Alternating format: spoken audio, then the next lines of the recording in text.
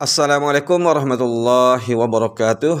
Kepada semua murid-murid kelas 6 dan 5, Ustaz harapkan murid-murid kelas 6 dan 5 SKS sentiasa sihat walafiat dan sentiasa bersedia untuk menyambung pembelajaran walaupun secara PDPR. Alhamdulillah, hari ini sekali lagi bertemu dengan Ustaz dalam pendidikan agama Islam. Dan untuk hari ini, Ustaz akan bawa sambungan mengenai bab akidah, iaitu tajuk syirik. Minggu lepas kita sudah bincang mengenai syirik, dan hari ini sedikit sambungan mengenai tajuk syirik. Tapi sebelum itu, Ustaz ingin mengajak semua murid-murid kelas 6 dan 5 SKS untuk membaca hadis yang pernah kita belajar dahulu, iaitu kalau masih ingat hadis mengenai rasuah. Jadi kita baca sama-sama hadis sepintas lalu sebagai mengingat kembali pelajaran-pelajaran yang lepas. Okey, tengok hadis di skrin ataupun di buku muka surat 45. Buku teks muka surat 45. Sepintas lalu saja. An Abdullah bin Amru qala la'ana Rasulullah sallallahu alaihi wasallam ar-rashi wal murtashi.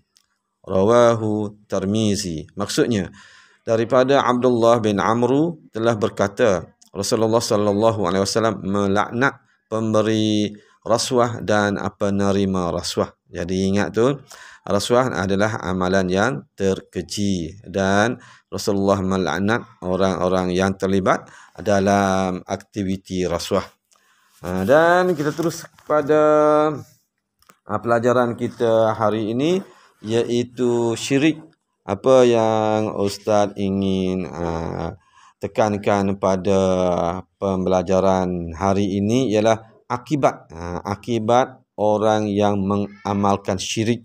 Apakah yang akan ditanggung oleh orang-orang yang menerima yang mengamalkan amalan syirik. Jadi itulah perkara yang Ustaz akan tekankan pada hari ini.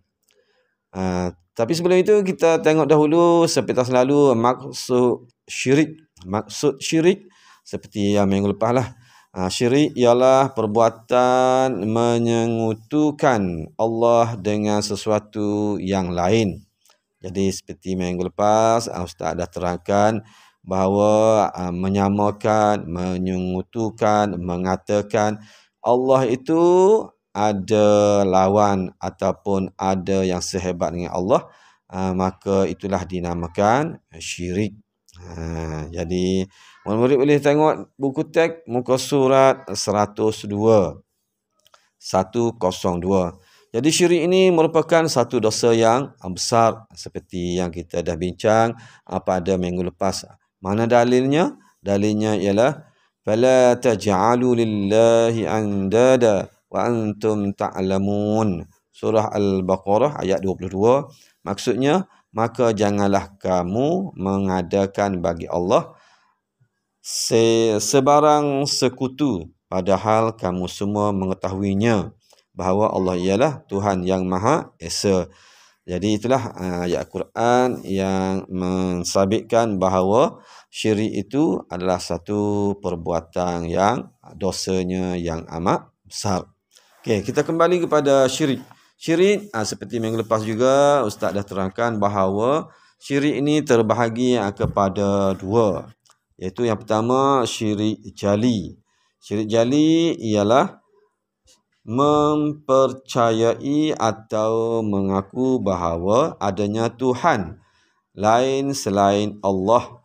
Jadinya ada mengaku bahawa ada Tuhan lain selain daripada Allah. Jadinya untuk agama-agama selain daripada Islam, dia mengaku bahawa ada Tuhan selain daripada Allah. Itu adalah syirik jali. Jadi inilah syirik yang secara terang-terangan. Jadinya kita jangan sekali terpedaya dengan agama-agama lain. Dan yang seperti mana Ustaz ingin tekankan ialah akibat. Seperti mana Ustaz bagi tahu tadi, akibat orang yang mengamalkan syirik jali. Apakah akibat yang akan ditanggung oleh orang yang melakukan syirik jali, syirik yang paling besar? Minta jauhlah semua. Yang pertama, merosakkan akidah. Jadinya akibat yang pertama adalah merosakkan akidah, iaitu merosakkan kepercayaan, merosakkan keimanan bahawa Allah itu esa, tiba-tiba mengatakan ada Tuhan selain pada Allah. Jadi rosaklah iman. Jadi orang yang rosak iman ini tempatnya tidak lain tak bukan di dalam neraka. Jadi ingat tu, akidah ataupun iman kita hendaklah sentiasa dijaga. Jauhilah perbuatan syirik, terutamanya syirik jali. Itu yang pertama. Yang kedua, hilang pergantungan dengan Allah. Hilang pergantungan dengan Allah. Maksudnya apa? Maksudnya dah apabila seseorang itu percaya ada Tuhan selain pada Allah, maka dia pun bergantunglah kepada Tuhan yang dikatakannya itu. Seperti mana kita tengok agama Hindu, dia menyembah tokong, agama Buddha pun menyembah berhala, maka dia bergantung kepada Tuhan yang dikatakannya itu. Jadinya tidak bergantung kepada Allah. Padahal benda yang dia katakan dia bergantung itu tidak memberi sebarang kesan kepada mereka. Hanya yang boleh memberi kesan kepada kita adalah hanya Allah Subhanahu wa Ta'ala sahaja. Itu yang kedua. Yang ketiga, berdosa besar dan dimurkai Allah. Seperti mana yang telah kita bincang sebelum ini, bahawa dosa yang paling besar adalah dosa syirik jali. Seperti Ustaz bagi tahu minggu lepas, walaupun membunuh orang, walaupun mencuri, merampok, berzina, minum arak, tetapi nak dibandingkan dengan syirik jali adalah jauh lebih besar dosanya, dosa syirik jali ini. Jadi kita hendaklah berhati-hati dengan syirik jali ini. Jangan sekali terjerumus, kerana dia adalah perbuatan dosa yang paling besar dan sangat dimurkai oleh Allah. Dan yang keempat, kekal dalam api neraka. Inilah yang paling ditakuti. Orang yang syirik, yang melakukan syirik ini kekal dalam api neraka, seperti mana orang yang bukan beriman kepada Allah, orang bukan Islam, orang kafir, orang kufur, orang musyrik, kekal di dalam api neraka. Jadi orang Islam yang syirik jali juga kekal bersama mereka itu. Jadi kita minta jauh daripada perkara ini. Jadi itulah akibat mengenai orang yang mengamalkan syirik jali. Kita pergi pula kepada syirik khafi. Maksud sedikit, iaitu syirik khafi ialah tidak meletakkan Allah sebagai yang mutlak dalam niat ketika beribadat. Jadinya seperti mana yang Ustaz bagi tahu minggu lepas, ini adalah ada perasaan riak walaupun beribadat. Sembahyang dia menunjuk-nunjuk, puasa dia menunjuk-nunjuk, dia sedekah pun menunjuk-nunjuk. Jadi itu adalah syirik khafi. Dia tidak ada niat yang ikhlas kepada Allah. Itu juga adalah syirik, tetapi syirik khafi.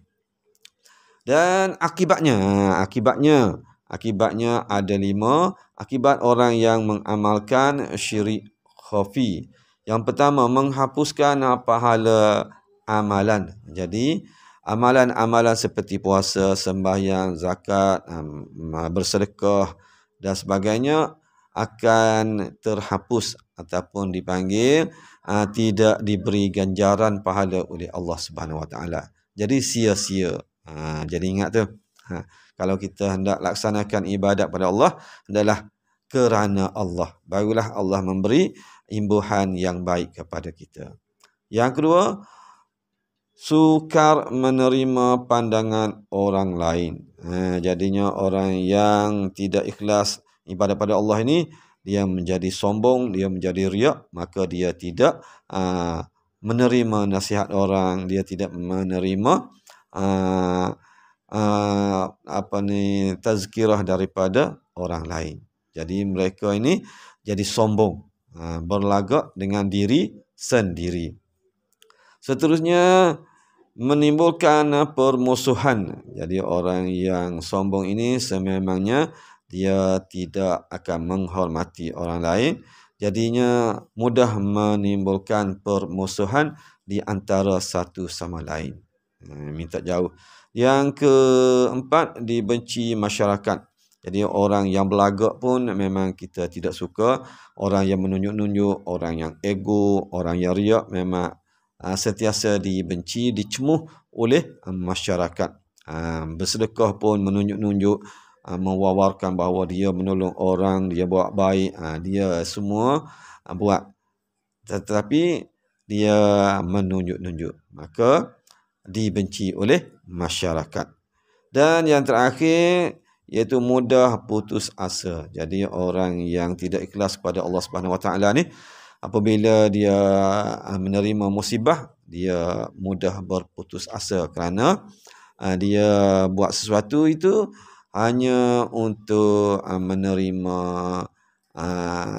kata baik daripada orang lain. Nak suruh orang kata dia ni hebat, nak suruh kata dia ni kuat ibadat, juru, baik hati dan sebagainya.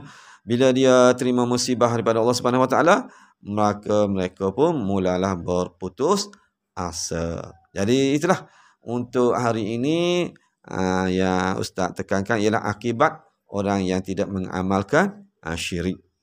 Jadi diharapkan murid-murid bolehlah terus membaca buku teks di muka surat 102, 103, 104 untuk menambahkan ilmu mengenai syirik, bahayanya syirik. Jadi insya-Allah bertemu pula dengan Ustaz pada PDPR yang akan datang. Wassalamualaikum warahmatullahi